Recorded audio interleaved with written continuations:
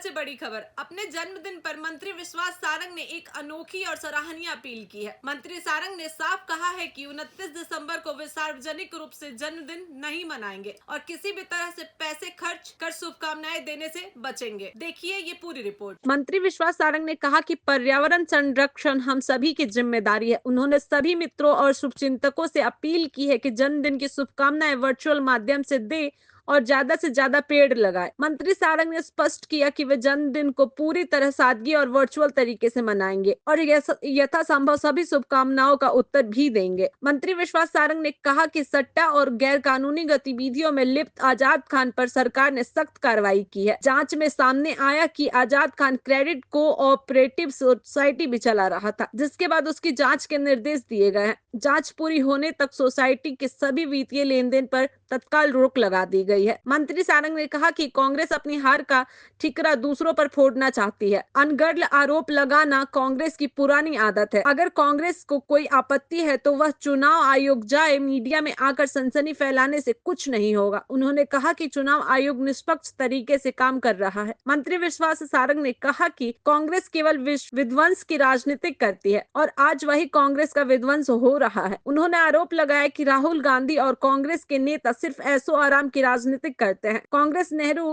परिवार की private limited party बनकर रह गई है और उसका लोकतंत्र से कोई लेना देना नहीं है। देखिए, पहले से हम कहते आए हैं, कांग्रेस नाच ना आवे आंगन टेढ़ा वाली कहावत को चरितार्थ कर रही है। पूरे देश से कांग्रेस को जनता ने नकार दिया है और अपनी हार को वो किसी ना किसी के सर पर फोड़ना चाहते हैं।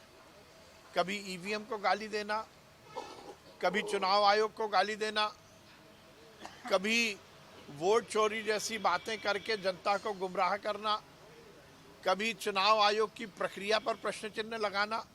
ये कांग्रेस की आदत हो गई है। मध्य प्रदेश में जनता ने पूरी तरह से कांग्रेस को नकार दिया है। एसआईआर चुनाव आयोग की एक रेगुलर प्रक्रिया है और यदि इस प्रक्रिया के तहत आपको कोई आपत्ति है तो आप चुनाव आयोग में जाकर उसका कोई मेमोरेंडम या प्रतिवेदन दीजिए ना।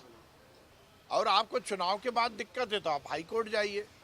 ये दोनों बातें तो कांग्रेस करती नहीं है, केवल मीडिया में आकर सेंसेशनल न्यूज़ बनाने की प्रयास करती है। कांग्रेस को चाहिए कि वो थोड़ी सी गंभीरता के साथ राजनीतिक क्षेत्र में काम करे और अपनी गरेबान में झांके कि उनको किन उनकी हरकतों के कारण जनता नकार रही है। वोट चोरी की